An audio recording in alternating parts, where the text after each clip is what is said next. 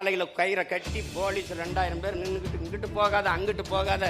என்னைய பார்த்தோம் நன்னு ப்ளீஸ்னு 5 வயசு பிள்ளைய கற்பழிச்சிடறான், 60 வயசு அம்மாவையும் கற்பழிச்சிடறான். அப்ப விபச்சார விடுதியை திறந்து விட்டுரும் சொன்னா எப்படி இருக்கும்? செருப்புகள் அடிக்க மாட்டேன். அப்ப நீ கள்ளச்சாராயம் வந்துருங்கிறதுக்காக திறந்து விடுறேன்னா கட்டுப்படுத்துறாதரா. இந்த இடைத்தேர்தல நின்னாவது உள்ள போயிரு, நீ போயிரு எப்படியாவது அப்படின்றாப்ல. சிரிப்போட போகணும், இந்த சிரிப்போட போகணும்டா நீ. இது சினிமா கதையல்ல, வசனம் அல்ல என் உடன் பிறந்தார்களே. இது ஒரு தேசிய இனத்தின் காயம் தோய்ந்த ரத்தம் சிந்திய கண்ணீர் நிறைந்த வரலாறு. கவனத்தில் வச்சுக்கணும். எத்தனை ஆண்டுகளாகிவிட்டது காமராஜரை இறந்து, இன்னும் அவரை போல ஒரு ஆட்சி செய்வோம் என்றுதான் சொல்கிறார்களே ஒழிய ஏடையில் எவனாவது இவர் ஆட்சி அவர் ஆட்சி இத்தனை தலைவன். காமராஜர் ஆட்சி ஏன் 9 ஆண்டுகளான ஆண்டு இருக்கிறார். 60 ஆண்டுகளாக ஆண்டவர்கள் ஆட்சியை எவனும் சான்று சொல்வதில்லை. வெறும் 9 ஆண்டுகள்.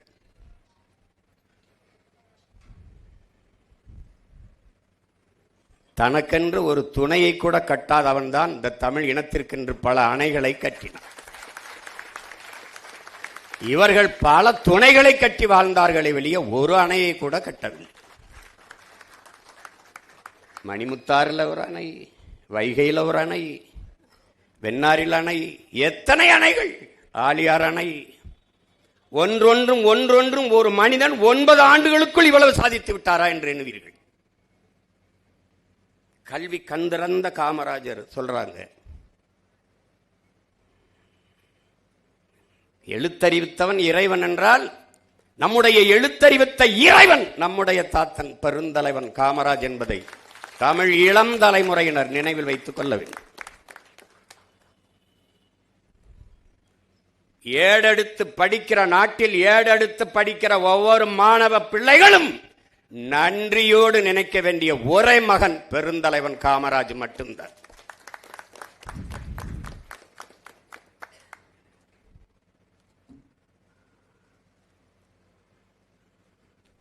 கண்ணுடையர் என்பார் கற்றார், கல்லாதார் முகத்திரண்டு புண்ணுடையருங்கிறார். கல்வியை கண்ணுங்கிறார். கண்ணில் என்ன கல்வி இல்லைன்னா கண்ணாலாத பார்வையற்றவனுக்கு ஒப்பானவன்கிறார். கற்றவருக்கு சென்ற இடமெல்லாம் சிறப்புங்கிறா அவ்வை. ஒரு மன்னனுக்கு கூட அவன் நாட்டு ஆளுகிற அந்த எல்லைக்குள்ளதான் நாட்டுக்குள்ளதான் மதிப்பு இருக்கும். ஆனால் கற்றவனுக்கு சென்ற இடமெல்லாம் சிறப்பு இருக்கும்.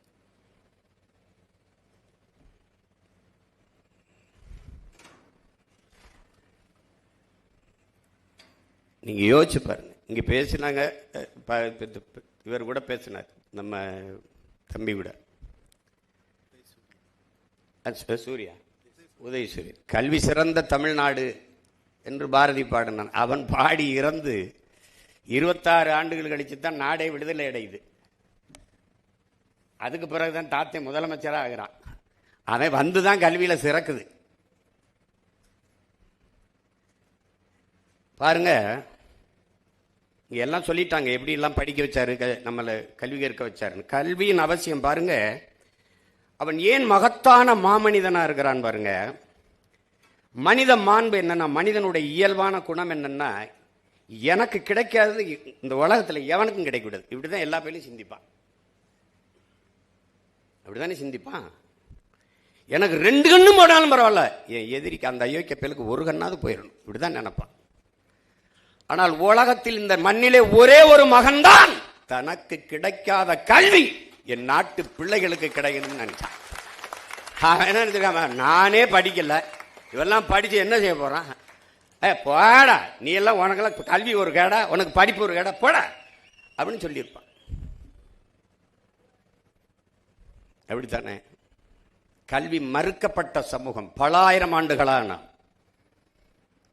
எத்தனை மன்னவர்கள், எத்தனை முன்னவர்கள், எவ்வளவு ஜமீன் திவான்கள், அப்போவெல்லாம் நமக்கு வந்து சேராத கல்வி ஒரு எளிய மகன், ஒரு சாதாரண மகன், அவன் வந்துதான் நமக்கு வந்தது.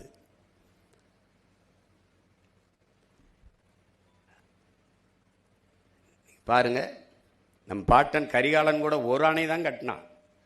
நம் தாத்தன் தான் தமிழ்நாடெங்கும் அணை கட்டினான். எத்தனை ஏரிகள், எத்தனை குளங்கள், எத்தனை கண்மாய்கள் அவன் உருவாக்கியது, எவ்வளவு சாலைகள் அவன் போட்டது. அவன் கனவு முழுக்க மக்கள் மக்கள் நலன் நலன் இருந்தது. எத்தனையோ தலைவர்கள் சிலையாக நிற்பார்கள், சிலையாக திருமணம் செய்யவில்லை, குழந்தை பெறவில்லை, ஆனால் சிலையாக நிற்கும் போது 2 குழந்தைகள் விரலை பிடித்துக் கொண்டு நிற்கிற சிலை இந்த தமிழ்நாட்டில் நம்முடைய தாத்தன் காமராஜுக்கு தான். ஆழ்ந்த சிந்தனையாளன், பேரறிஞன், நேருக்கே ஆலோசனை சொன்ன, நேரே பல திணறிட்டாப்ல. இந்த திம்மையா இந்த ராணுவ தளபதி ஒரு பேச்சும் கேட்க மாட்டார், சோகத்தில் இருக்காப்ல. சந்திக்க போகும்போது என்ன இப்படி ஒரு மாதிரி இருக்கீங்க, அவர் நேருக்கிட்ட என்ன தமிழ்லேயே பேசியிருப்பார், நல்லா இங்கிலீஷ் பேசுவாப்ல. பெரிய புலமை பெற்ற ஆங்கில மாதிரி இல்லை, கருத்தை கடத்திடுவார். இல்லைன்னா இந்திரா காந்தி, லால்பூர் சாஸ்திரி இவர்களையெல்லாம் பிரதமரை உருவாக்கி அவங்களோடலாம் பேசியிருக்க முடியுமான்னு பாருங்க. சாகும்போது தலைமாட்டில் ஒரு புத்தகம் இருக்கு, ஹிட்லரோட மெயின் கேம்புங்கிற வரலாறு, அவனுடைய பயோகிராஃபி தலைமாட்டில். நான் கூட என் நாடு என் மக்கள் எனது போராட்டம் தமிழ் பதிப்பை தான் படித்தேன். என் தாத்தன் தலைமாட்டில் வச்சிருந்த புத்தகம் மெயின் கேம்புங்கிற ஆங்கில பதிப்பு.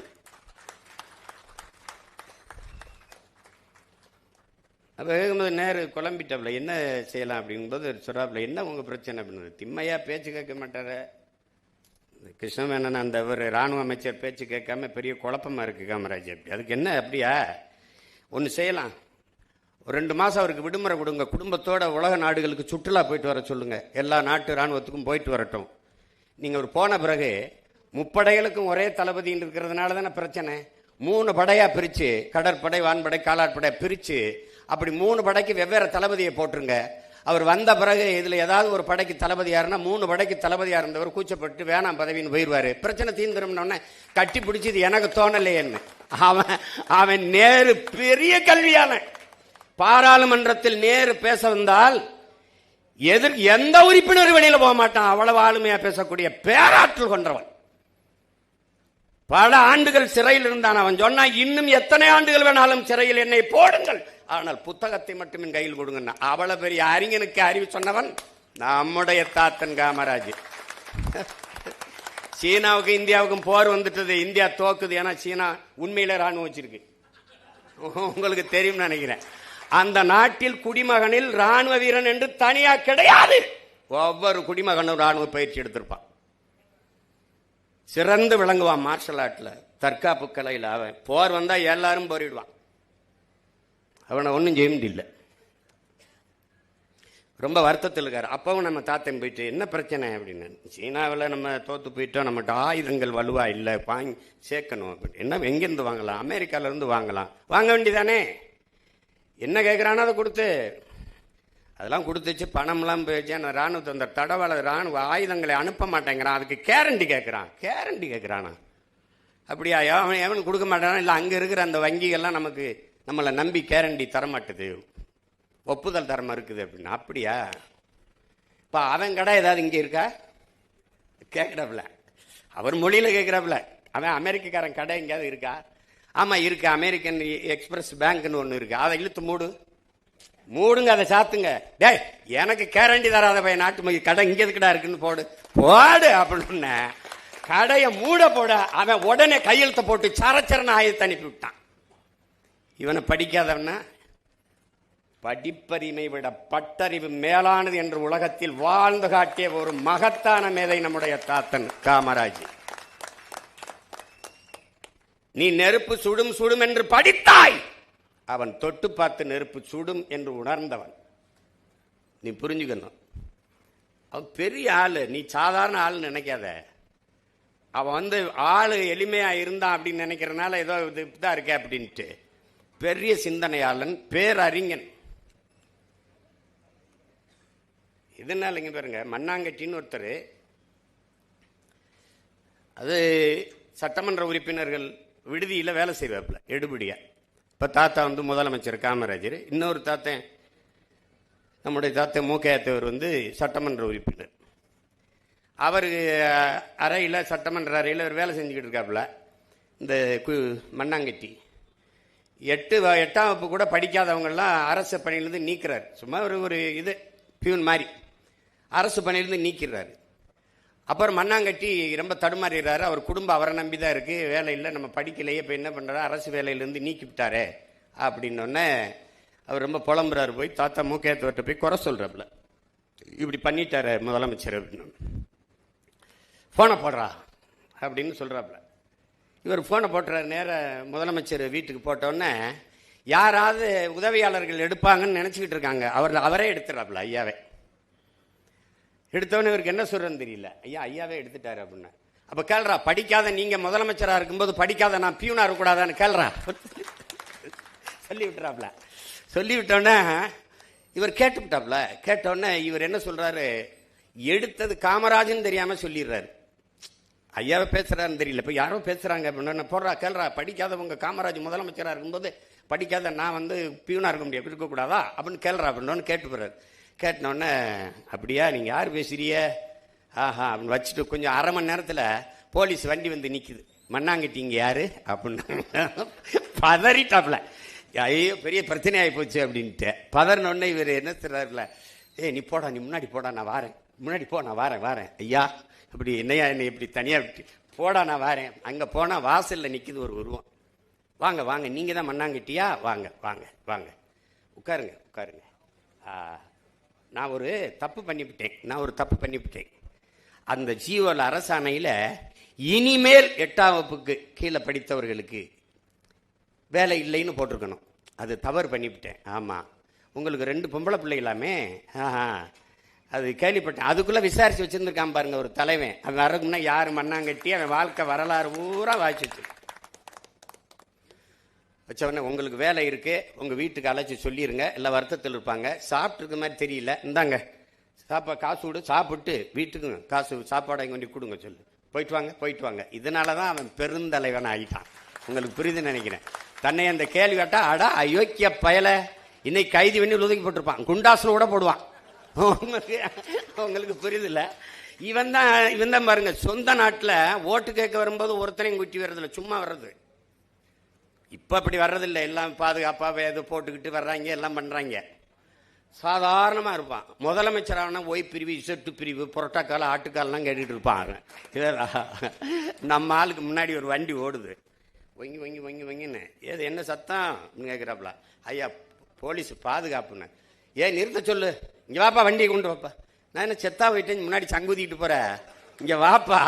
இல்லையா பாதுகாப்பு, என்னையா பாகிஸ்தான்லையா போகிறேன், சொந்த நாட்டில் போகிறேன், போப்பா, தெண்டை செலவு கொண்டு போய் நிறுத்துப்பா, போப்பா அப்படின்னு. அவன் தலைவன். ஒரு தலைவனே தன் உயிருக்கு பயந்தா நாட்டு மக்களை யாரா காப்பாத்துறது? நான் என்கிட்ட கேட்பாங்க, உங்களுக்கு பாதுகாப்பு, நான் தாண்டா அந்த நாட்டுக்கே பாதுகாப்பு, எனக்கு எதுக்குடா பாதுகாப்பு? என் மக்களுக்கு யாரா பாதுகாப்பாப்போ? யார் என்னை கொல்லுவா? பாருங்க, இப்படி வாழ்ந்த ஒரு தலைவர், இப்படிலாம் வாழ்ந்திருப்பாரா ஒருத்தன்? நீங்க கற்பனை கூட செய்ய முடியாது. உட்கார்ந்து ஒரு கதாசிரியன் திரைக்கதை எழுதினா கூட இவ்வளவு இப்படி ஒரு கதாநாயகனை நீங்க உருவாக்க முடியாது. அப்படி வாழ்ந்து காட்டிட்டவன். ஒரு 2 நிகழ்வு இல்ல, பேசிக்கிட்டே இருக்கலாம். உங்களுக்கு பசி நேரம் ஆயிடுச்சு. நீங்க இன்னொன்னு கவனிக்கணும், ஒரு எப்படிப்பட்ட ஆள்னு பாருங்க, எவ்வளவு நகைச்சுவையான ஆள்னு பாருங்க. ஒரு இதுக்கு போறாப்புல, திருவண்ணாமலையில் தெல்லூர்னு ஒரு இடத்துல கூட்டம் நடக்குது. பொதுக்கூட்டத்தில் பேசிட்டு இருக்கிறப்பல பேச ஆரம்பிக்கிறாரு. எனக்கு பல தடவை அப்படி பழி வாங்கியிருக்காங்க, மைக்கு சொதப்புது. அது நம்ம 100 கூட்டம் பேசுகிற இடத்துல 2வது இதில் தொண்டையை பிடிச்சிக்கிறோம். அப்புறம் கரபுரன்னு ஐயா எம்ஆர்றத மாதிரி பேசிட்டு இருக்கணும். இவர் என்ன பண்ணுறாரு, மைக்கு, யாரு நீயா, இங்கே வா, என்ன இப்படி மைக்கை வச்சிருக்க, இங்கே வா, இந்த ஆள் மைக் சரியில்லை, இனிமேல் யாராவது இவன்ட்ட மைக் செட் எடுக்காதீங்க, மேடை இல்லை மைக் செட் எடுக்காதியப்பா அப்படின்னு. அந்த ஆள் பதறி போய், ஆத்தாடி ஐயாவுக்கு இப்படி சுதப்பிருச்சுன்னு அவசரமாக சரி செஞ்சு இது பண்ணோடனே மறுபடியும் பேசுகிறாப்புல. கொஞ்சம் நல்லா பேசிருச்சு. பேசி முடிச்சோடனே அவர் மூஞ்சி பார்க்குறாரு, பரிதாபம் வந்தோடனே, இங்கே வாண்ணே மேடைக்கு வா, அப்படி வா. இந்த ஆள் பாருங்க கெட்டிக்காரன், சிறாவில் பாருங்க, பேசாத மைக்க கூட பேச வச்சுட்டான் பார்த்தீங்களா? அதனால இனிமே இவரே கூப்பிடுங்க, எல்லாத்துக்கும் இவர் மைக் செட்டை எடுங்கன்றாப்ல. பாதிக்கப்பட்டுருவானா? உங்களுக்கு புரியுதா? அப்படி பாதிக்கப்பட்டுருவானா? எப்படி மண்ணாங்கட்டிக்கோ அப்படி. அப்புறம் ஒரு இதுக்கு போகிறாப்புல, இங்கே தான் இது தஞ்சாவூருக்கு இப்படி சுற்றி பார்த்துட்டு வராப்புல. தஞ்சாவூர் பயணம் போயிட்டு வரும்போது ஒரு பழங்கால கோயில், அந்த கோயில் நல்லா கட்டியிருக்கு. பழங்கால கோயில் எத்தனை ஆண்டுகளுக்கு முன்னாடி கட்டினதுன்னு தெரியல, யாருக்கும் யார் கட்டியிருப்பான்னு தெரியல. அப்போ நிற்கிற அதிகாரிகள்ட்டெல்லாம் கேட்குறாரு, இது யார் கட்டியிருப்பா, கட்டினது ஏதாவது அடையாளம் இருக்கா, கல்வெட்டில் ஏதாவது பேர் இருக்கானா? அதிகாரிகளுக்கு தெரியல, உள்ளூர்காரனுக்கு தெரியல, ரொம்ப நாள் வாழ்ந்தவனுக்கும் தெரியல, எவனுக்கும் தெரியல. இவ்வளவு காலமாக இருக்கிற இவ்வளோ பெரிய கோயிலை கட்டினவன் பேர் தெரியல, ஒரு மாதம் கூட ஒழுங்காக எரியாத அந்த டீப் லைட்டுக்கு உபயம் யாருன்னு எழுதி வச்சிருக்கான். ஒரு மாதம் கூட ஒழுங்காக எரியாது, அது இந்த டியூப் லைட்டை போட்டவன் பேர் எழுதி வச்சிருப்பான். புரியுதா அவங்களுக்கு? அன்னைக்கு இத்தனை அணைகளை கட்டினவன் நம்ம தாத்தன் ஒரு இடத்துல காமராஜ் கட்டியதுன்னு போடல. இன்னைக்கு கக்கூஸ் கட்டின பேர் கூட இருக்கு. அது பார்த்தீங்களா? ஐயா நீங்க சென்னை வண்ணாரப்பேட்டையில் கூட்டம் நடக்குது, மேடையில் பேசிட்டு திரும்பி வராங்க ஐயா. வரும்போது நடுவன் தொடர் வண்டி நிலையம், அது சென்ட்ரல் ரயில்வே ஸ்டேஷன் பக்கத்தில் வண்டி போகுது. ஏன் இந்த பக்கம் தான் திருப்புற, வண்டியை எங்கே கொண்டு போற அப்படின்னா, அது வேகமாக ஓடி போய் விக்டோரியா நினைவரங்கத்திட்ட மெமோரியல் ஹால்கிட்ட போய் போகுது, திரும்பி போகுது நிற்கும்போது, ஏன் இந்த பக்கமாக சுற்றி வர, நீ போக்குவரத்து விதியைத்தானே பின்பற்றிருக்கணும். ஐயா இரவு 10 மணி ஆயிடுச்சுன்னா ஐயா கூட்டம் இருக்காதியா, நம்ம வாட்டுக்கு வேகமா விறுவிறுன்னு போயிடலாம்லையா. ஆள் இருந்தாலும் இல்லைனாலும் எது போக்குவரத்து விதியோ அதை தான் நீங்க கடைப்பிடிக்கணும். முதலமைச்சராக இருக்க நம்மளே கடைப்பிடிக்கலன்னா அப்ப நாடு மக்கள் எப்படி சரியா கடைப்பிடிப்பான்? இன்னைக்கெல்லாம் முதலமைச்சர் பிள்ளைக்கு நாடு ரோட்ல ஓட்டப்பந்தயம் வைக்குது, இங்கிட்டு ஓடுது அங்கிட்டு ஓடுது, சைக்கிள் ஓட்டுறாங்க. நான் எல்லாம் படுற பாடு, என் வீட்டு பக்கத்துல தான் இவங்க எல்லாரும் வீடு இருக்கு. இந்த கிளம்பி வர்றதுக்கு முன்னாடி சாலையில கயிறை கட்டி போலீஸ் 2000 பேர் நின்றுக்கிட்டு, இங்கிட்டு போகாத அங்கிட்டு போகாத. என்னைய பார்த்தோம் நான், ப்ளீஸ்ண்ணே என்ன செய்வான்னு தெரியலையே அப்படின்ட்டு, போய் தொலைங்கடா, என்னத்தையே ஓட்டி தொலைங்கடா. கொடுமை. அப்போலாம் நான் தாத்தனை நினைச்சுப்பேன், இந்த பைத்தியக்கார மாதிரி உனக்கு வாழ தெரியல, என்னத்துக்கு இப்படி இருந்தா நீ, கதை சட்டை கட்டிக்கிட்டு சும்மா ஒரு கடைசி வரை சன்னியாசியா வளர்ந்து செத்து போனாப்புல. என்ன பண்றது சொல்லுங்க. அப்புறம் எப்படி சிந்திக்கிறாரு பாருங்க. ஒரு பட விழாவுக்கு கூட்டி போயிடுறாங்க, தொடக்க விழாவுக்கு. அவருக்கு போனதில்லை. அவர் ஐயா நடிகர் தலைவர் சிவாஜி மேல இருந்த அன்புல போயிட்டாருன்னு நினைக்கிறேன். அங்க போயிட்டு, எனக்கு இந்த சினிமா எல்லாம் ஒன்றும் தெரியாதே, கூப்பிட்டாங்கன்னு வந்துட்டேன், கை ராசிக்காரன் அதெல்லாம் நான் ஒரு ராசிக்காரன் இல்லை. கேட்டேன் படத்துக்கு பேர் என்னன்னு, பார்த்தால் பசி தீரும்னாங்க. பார்த்தா எப்படி பசி தீரும்னு ரொம்ப நேரமா வரும்போது யோசிச்சுக்கிட்டே வந்தேன். ஆனா இப்ப தெரியுது, இவ்வளவு பேர் வேலை செய்யறாங்க, நடிக்கிறாங்க, எடுக்கிற படத்தை நீங்கெல்லாம் பார்த்தா அவங்க பசி தீரும். அது சரியா தான் வச்சிருக்கான் பேர்.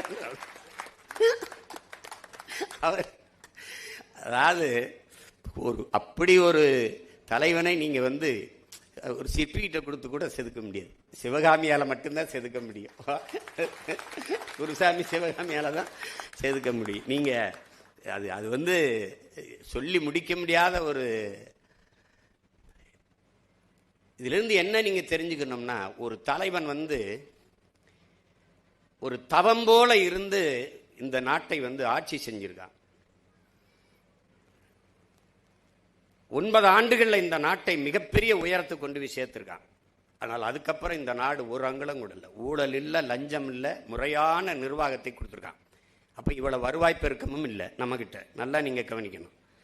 ஆனா முதறிஞர் ராஜாஜி அவர்கள் காசு இல்லைன்னு மூடிய 6000 பள்ளிக்கூடங்களை திறந்து, அதற்கு மேலே 14,000 பள்ளிக்கூடங்களை திறந்து நம்மளை எல்லாம் படிக்க வைத்த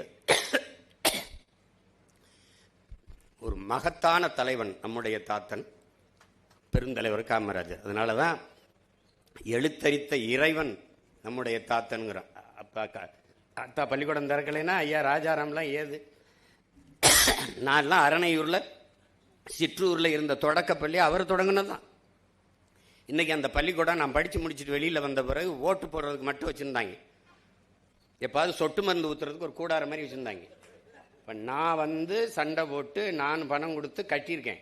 பள்ளிக்கூடம் கட்டிட்டோம், ஆசிரியர் போட சொல்லி பார்க்குறேன், எவனும் போட மாட்டேங்கிறான். இப்போ வாத்தியார் போட முடியல. எப்படி நிலைமை இருக்கு பாருங்க.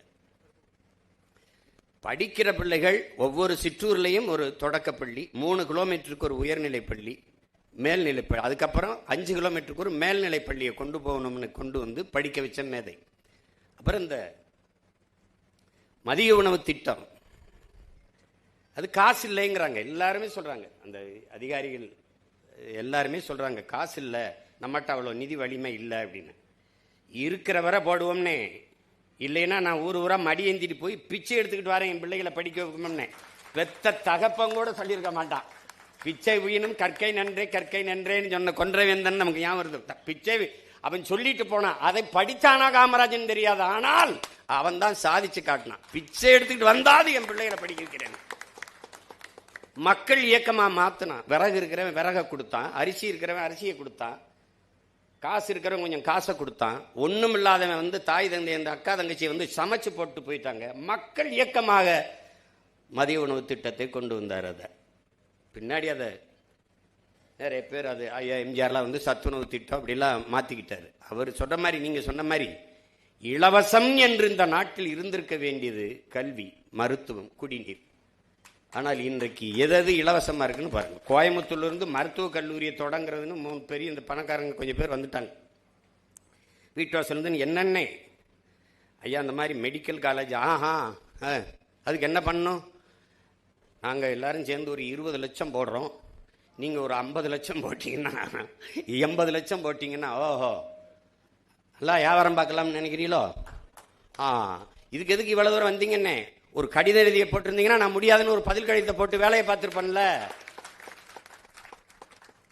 கல்வி வியாபாரமாகி விடக்கூடாது என்று கவனமாக இருந்த தலைவன் நம்முடைய தாத்தன் பெருந்தலைவர் காமராஜ். இன்னைக்கு ஒரு பள்ளிக்கூடம் ஒன்று கூட அரசுகிட்ட இல்லை.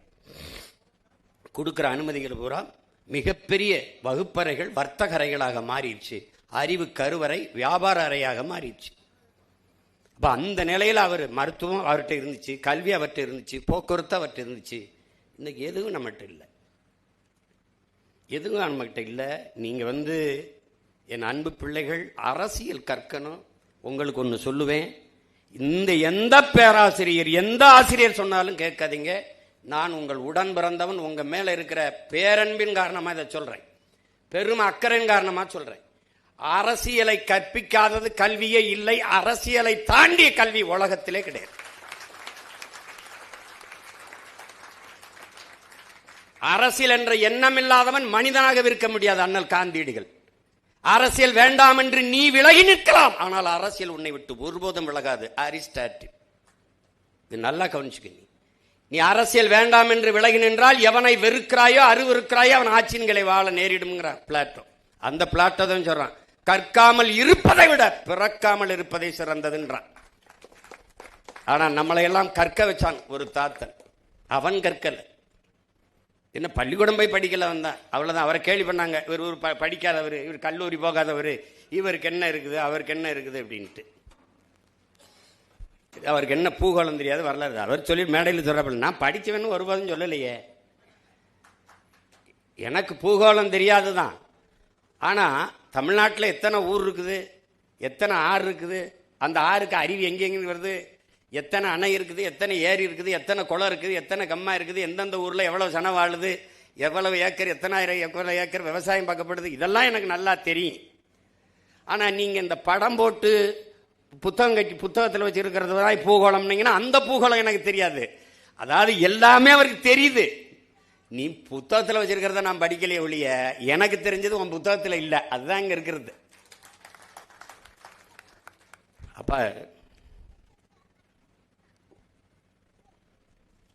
ஒரு அரிதுன்னு அரிதா நீங்க பார்த்தீங்கன்னா, தாத்தா விருதுநகர்ல தோத்து போயிடுறாங்க. தோத்து போன உடனே பேரறிஞர் அண்ணா கிட்ட போய் ஆசை தம்பின்னு போய் சொல்றாரு, ஐயா இந்த மாதிரி அண்ணா நம்ம காமராஜ் தோத்துட்டாரு அப்படின்னு மகிழ்ச்சி அடைகிறாங்க, சந்தோஷமா தோத்துட்டாரு அப்படின்னு. ஒரு கண் கலங்கி சொல்றாரு, சந்தோஷப்படாதீங்க ஆசை தம்பி, ரொம்ப சங்கடப்படுவீர்கள். மகத்தான ஒரு மக்கள் தலைவனுக்கே இந்த நிலைமை என்றால் நமக்கெல்லாம் என்ன நிலைமைன்னு எண்ணி பாருங்கன்றாங்க. இன்னும் ஒரு கட்சி தலைவருடைய, அவரை எதிர்த்து அரசியல் செஞ்சிருக்காரு, அந்த கட்சி தலைவரின் தோல்விக்கு வருந்துகிறார் பேரறிஞர் அண்ணா அவர்கள். இன்னைக்கு அடுத்தவர் தோல்விக்கு கைகட்டி சிரிக்கிறார்கள், ஏளனம் செய்கிறார்கள். அரசியல் மாண்பு இல்லாமல் போச்சு. அண்ணாதுரை வந்து அமெரிக்காவுக்கு போகும்போது நிக்சன் சந்திக்க மறுத்துறார் அமெரிக்க அதிபர். நிக்சன் இங்கே வரும்போது ஒரு இந்தியாவில் ஒருத்தரை சந்திக்க நினைக்கிறாரு, அது நம்ம தாத்தா காமராஜர். அவனுக்கு ஏதோ அவரை பிடிக்க பாத்திரம் எப்படியாதுன்னு நினைக்கிறாப்புல. நம்மால திமிரல நிச்சயம் எல்லாம் நான் பார்க்க முடியாதுன்றாப்ல. என்னையும் அப்படி சொல்லி அவர் அமெரிக்கா யாரா இருந்தா என்ன, நம்ம அண்ணாதுரையை சந்திக்க அவன் மறுத்துட்ட போது நான் ஏன் அவனை போய் சந்திக்கணும்? எப்படி பாருங்க, அண்ணாதுரை சந்திக்கலையா, நம்மளை சந்திக்கிறாரா, வெறுப்புக்காவது அவரை சந்திப்போம்னு நினைச்சு சந்திக்கிற ஆள் தான் இன்னைக்கு இருக்கு. அவ்வளவு அரசியல் மாண்பும் நாகரிகம் கொண்டு அரசியல் தீண்டாமை துளியும் இல்லாத வாழ்ந்த பெருமக்கள் அன்று வாழ்ந்திருக்காங்க. அதனால மகத்தான தலைவர்கள்லாம் இந்த மண்ணில் வாழ்ந்திருக்கிறாங்க. அதில் நீங்கள் வரலாற்றில் காமராஜர்லாம் இன்னைக்கு பாடமாக இருக்குதா, படிக்க முடியுதான்னா எனக்கு தெரியல. நீங்கள் வள்ளுவத்தை திருக்குறளே கற்பிக்க ஆள் இல்லை. இப்போ ரொம்ப கடினம்தான் நாட்டு நிலைமை. ஆனால் இதுக்கு ஒரு காலம் வரும்ல. பெருந்தலைவர் ஆட்சி மீண்டும் வரணும்னாலும் அவன் பேரன் ஆட்சி வந்தால் தான் வரும். அது இல்லைன்னா கஷ்டம். படம் இல்லை காமராஜ் எங்களுக்கு, படம் இல்லை எங்களுக்கு, படிப்பினை பாடம் வரலாற்று பெருந்தடம் எங்களுக்கு காமராஜ். அது சிலை இல்லை, எங்கள் ஆழ்மனதில் ஒவ்வொரு நொடியும் கொதிக்கிற உலை. அது உலை, அதை நீங்க புரிஞ்சுக்கணும். சும்மா ஏதோ வருஷத்துக்கு ஒரு தடவை மாலை போட்டு கும்பிட்டு போற கூட்டம் இல்லை இது. அவன் என்ன செஞ்சான், அவன் நேர்வழி தடத்தில் பயணிச்சு இந்த நாட்டையும் மக்களையும் நல்வழிப்படுத்துவது ஒன்றுதான் கனவா இருக்கணும். அது இன்றைய தலைமுறை தமிழ் பிள்ளைகளுக்கு தேடி தேடி படிங்க. நீங்க பாடத்தை மட்டும் படித்தா அதுதான் அறிவு நினைச்சீங்கன்னா கஷ்டம். அதுதான் அது கஷ்டம், அது ரொம்ப கடினம். அதை தாண்டிய கல்வி இருக்குது, அதை படிக்கணும். இன்னைக்கு சூழியல், அறிவு, பொருளியல் இதெல்லாம் நீங்க படிக்கணும். அரசியல் என்பதை ஒரு வாழ்வியல் என்று நீங்கள் உணருங்க. அறிவியல் புவியியல் போல வாழ்வியல். ஏன் அதை சொல்ற அண்ணே?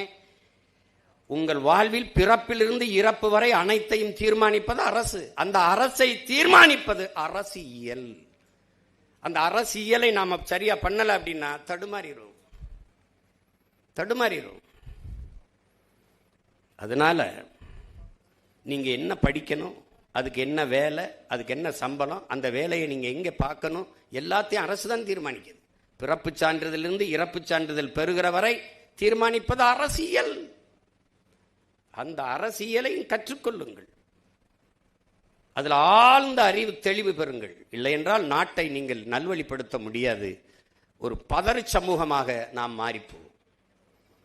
இப்ப நமக்கு எந்த பெருமையும் வெளியில போய் சொல்ல முடியாது. நாங்கள்லாம் சேர சோழ பாண்டிய வம்சம், நாங்கள்லாம் தெரியுமா, எங்களுக்கு உலகத்துக்கு பொதுமறை தந்தவன், எங்களை போல ஆக செழுமையான இலக்கிய வளம் கொண்ட இனத்தை உலக வரலாற்றில் காட்டுங்கள். அதெல்லாம் ஒன்றும் பேச முடியாது,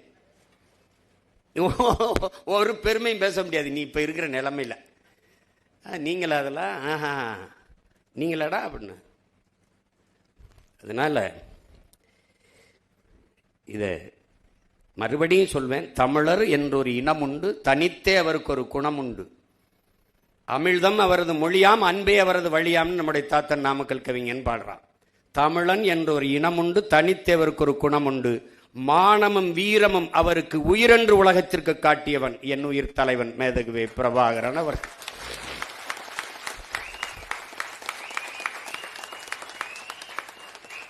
எத்தனையோ நமது முன்னவர்கள் வந்தார்கள், வாளும் வேலுமேந்தி போரிட்டார்கள்.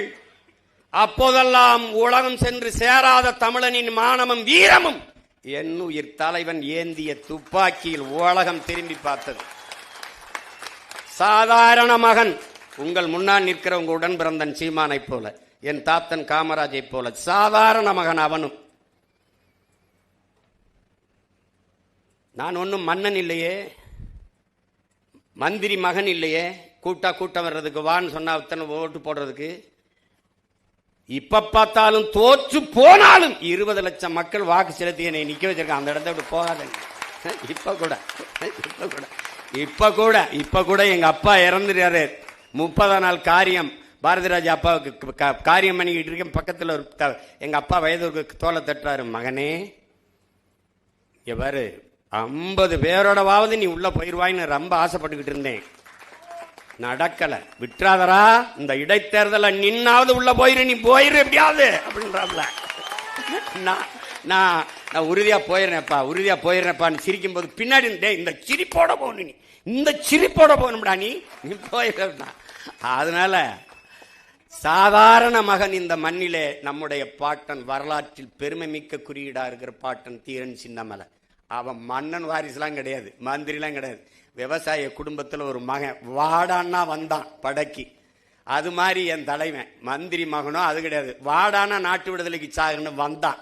அது மாதிரி தான் நான் வாடானம் இனத்தின் விடுதலைக்கு, மொழி விடுதலைக்கு நான் வர்றேன். அதனால என் அன்பு தம்பி தங்கைகளுக்கு சொல்லுவேன், இவங்கெல்லாம் அது எங்க ஐயா கூட பேசும்போது, ராஜாராம் ஐயா கடைசியா முடிக்கும்போது, அரசியல் பேசக்கூடாது. நம்ம பாட்டியுடைய மரணத்துக்கு காசு இல்லாமல் இருந்தார்.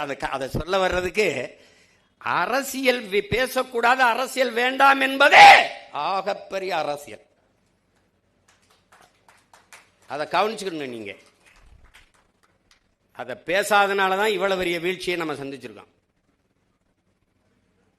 அதை கவனமா இருக்கணும். அரசியல் நம் இதய துடிப்பு போல இருக்கணும், ஒவ்வொரு பிள்ளைக்கும் இருக்கணும். சும்மா வரிசையில் நின்று ஓட்டு போடுறது மட்டும்தான் நினைக்காது. 5 வருஷத்துக்கு ஒரு தடவை வரும். நல்ல கல்லூரி தேடி படிக்கணும், நல்ல ஆசிரியர்கிட்ட படிக்கணும், நல்ல பொண்ணு பார்த்து கட்டணும், நல்ல மாப்பிள்ளை பார்த்து பொண்ணை கொடுக்கணும், எல்லாம் கொடுக்கணும். நாட்டை ஆளுகிற தலைவனுக்கு வேணும். அவர் குடிப்பாரா, அவர் நல்லவரா, அதெல்லாம் இல்லை. பொண்ணை கொடுக்கறதுக்கு அவ்வளவு யோசிக்கிற, மண்ணை கொடுக்கறதுக்கு யோசிக்கிறது இல்லை, டாக்குன்னு கொடுத்துருக்க. அதனால எவ்வளவு பிரச்சனைகள் வரும் நீ பாரு. இன்னொரு 4 வருஷம் கழிச்சு என்னை தேடி வருவே அவர், ஒவ்வொருத்தரா கூப்பிடுவா அவர், ஏப்பா அதனால கொண்டு வா பாப்பிட்டு, உனக்கு குடிக்க தண்ணி வச்சிருக்கிய, போத்தல்ல குடிக்கிற, இது யாரோடது? இது குடிக்கிற தரத்தில் இருக்குன்னு மருத்துவ சான்றிதழ் தந்தவன். சரி நான் குடிச்சிட்டேன், இங்கே சுற்றி இருக்கிற காக்கை, குருவி, கொக்கு, மைனாலாம் என்ன பண்ணும்? ஏதாவது யோசிச்சிருக்கியா? இதே பெருந்துறையில் 26-28 கிலோமீட்டருக்கு நிலத்தடி நீரை எடுத்து குடிக்காதே யுரேனியம் கலந்துருச்சு, குடிக்கிற திறனில் இல்லை, தண்ணி நஞ்சாயிருச்சுங்கிறான். இந்த சிப்காடை வளர்ச்சின்னு சொன்னவன் அவன் மட்டும் சிக்கனான்னு வச்சுக்கோங்க, அதுக்குள்ளே வச்சு கொளுத்தி விட்டுருவேன். இப்போ என்னடா டே, நான் ஒரே ஒரு கேள்வியை உங்ககிட்ட சொல்கிறேன், உங்ககிட்ட கேட்குறேன், உங்கள் அண்ணன் கேட்குறேன். தொழிற்சாலை வளர்ச்சி என்று சொன்னீர்கள், சிப்காடு வளர்ச்சி, அது வளர்ச்சி, இது வளர்ச்சி என்றீர்கள். சரி, எல்லாம் வளர்ச்சி என்றால், இந்த சிப்காடு வளர்ச்சி என்றால், அப்புறம் எதுக்கு எங்க ஆத்தாவுக்கு 2500 கொடுக்குற? வேலை வாய்ப்பு வரும், எல்லோருக்கும் வேலை வாய்ப்பு வரும் என்றால், வேலை இல்லாத இளைஞனுக்கு எதற்காக 4000 கொடுக்குற? என்ன வளர்ச்சி இது? அப்ப வளரல. நீங்க வந்து இப்ப உங்ககிட்ட கேட்கிறேன், ஜல் ஜீவன் ஒரு திட்டம் வருது, மத்திய அரசு தண்ணி கொடுக்குது. தண்ணியை டெல்லியில இருந்து கொண்டு வருமா, இங்கிருந்து கொண்டு வரும்?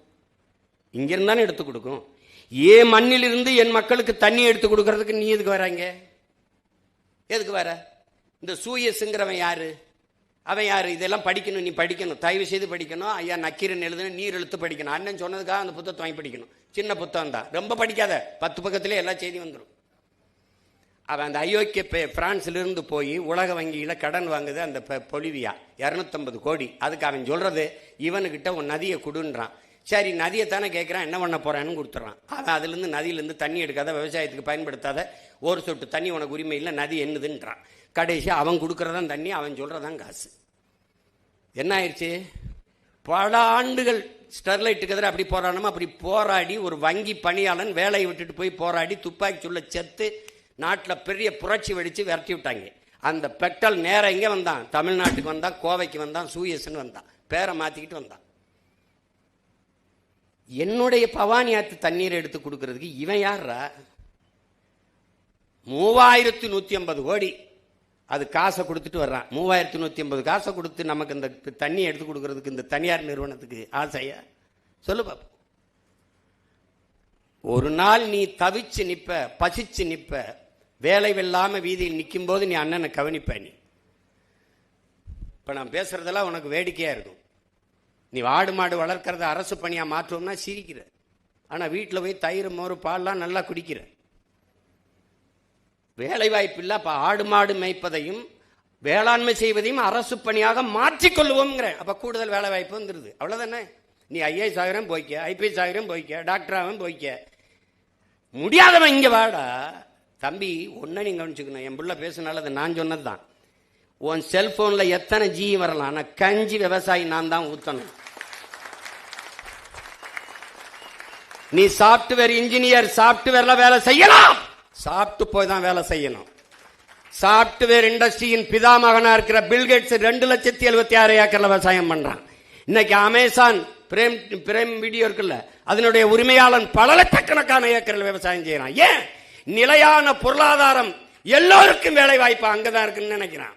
பாலின் சந்தை மதிப்பு தமிழ்நாட்டின் 3 லட்சம் கோடி, சாராய சந்தை 50,000 கோடி. அன்னைக்கு நம்ம இவ்வளவு நலத்திட்டத்தை நிறைவேற்றிய தாத்தன் ஒரு சொட்டு மதுவை நாட்டில் வச்சிருந்தானா சொல்லு? இவன் கள்ளுக்கடை கூட திறக்கல, ஒத்துக்கல்ல. இந்த படத்தை வேணா போட்டுப்பாரு, ஒரு காட்சி இருக்கு. அந்த அம்மா வந்து ஐயான்னு பிள்ளையோட அழும். இந்த அம்மா யாரு, என்ன ஏன் எழுதுறமா சொல்லு?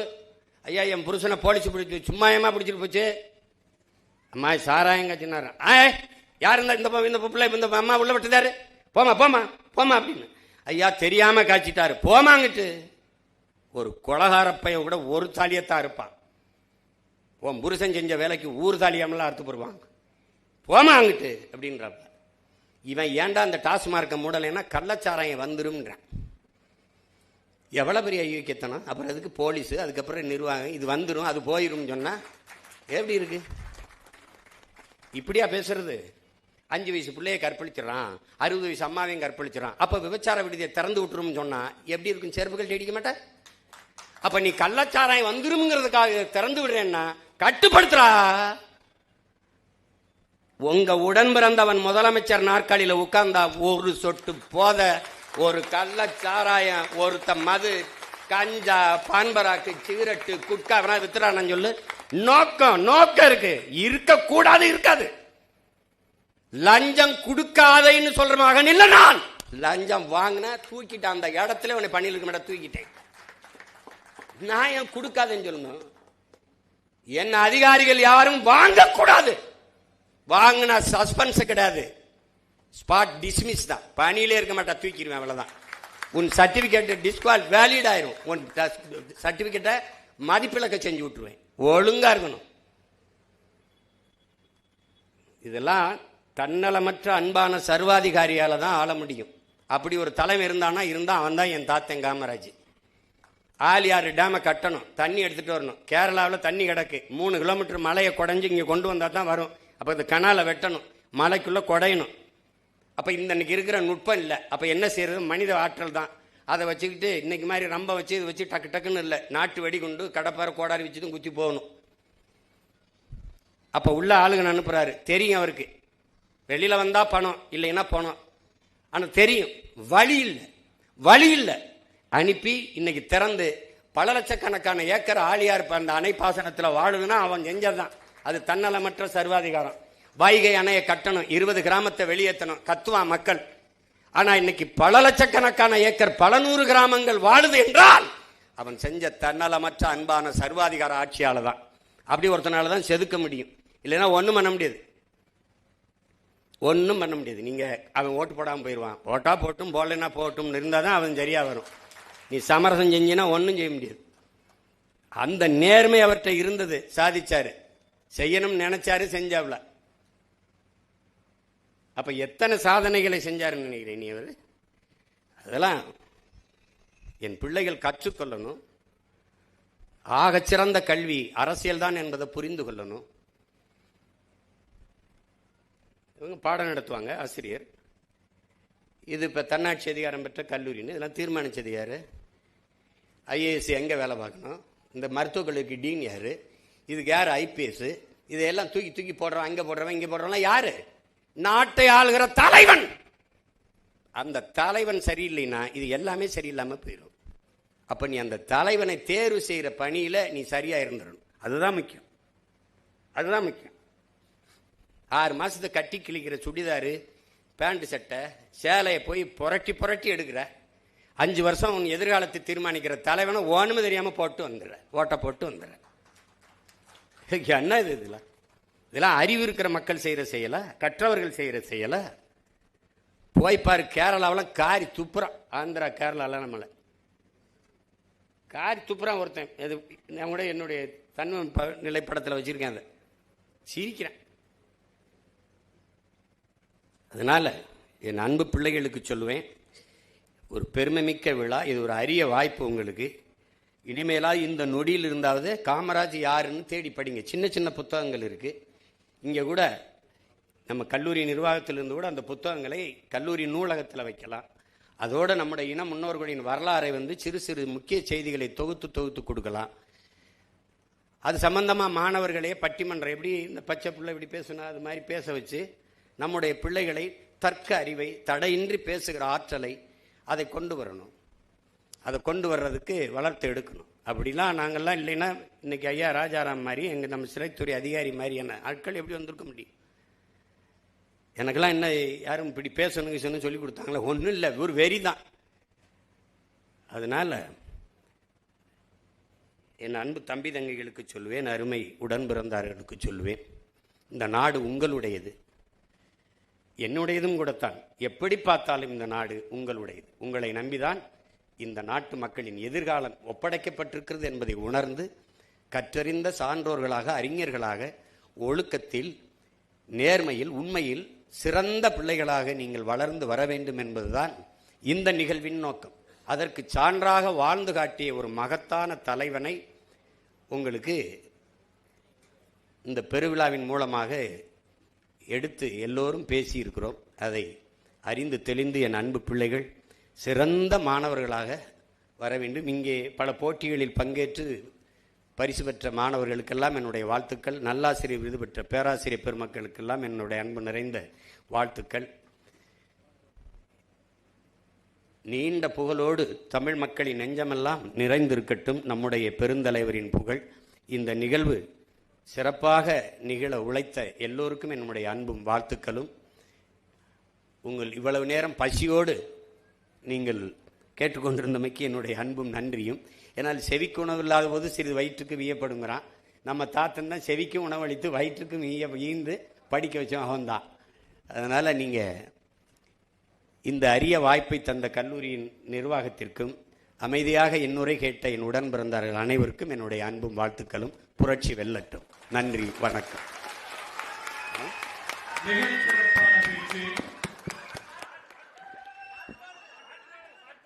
உங்களுடைய பாடலுக்கு, அதாவது திரைப்படத்தில் வந்த பாடலை எல்லோரும் மறந்து இருக்கும்.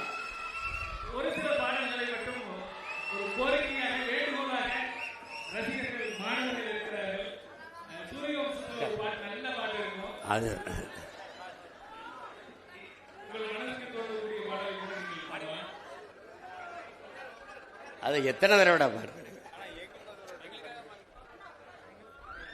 அனைவரும் அப்புறமா கூட கேட்டுக்கொள்கிறோம்.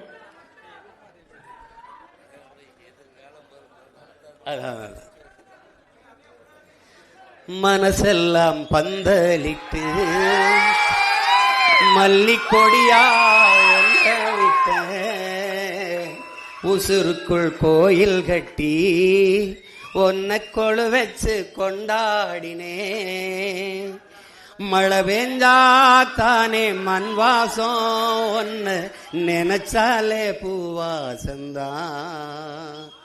மலை மேல் விளக்காய் ஏற்றி வைப்பேன், உன்னை படம் போல் மனசில் ஏற்றி வைப்பேன். இவ்வளவு நேரம் நான் பேசுறது எதுவும் உங்க மனசுல நிக்கல.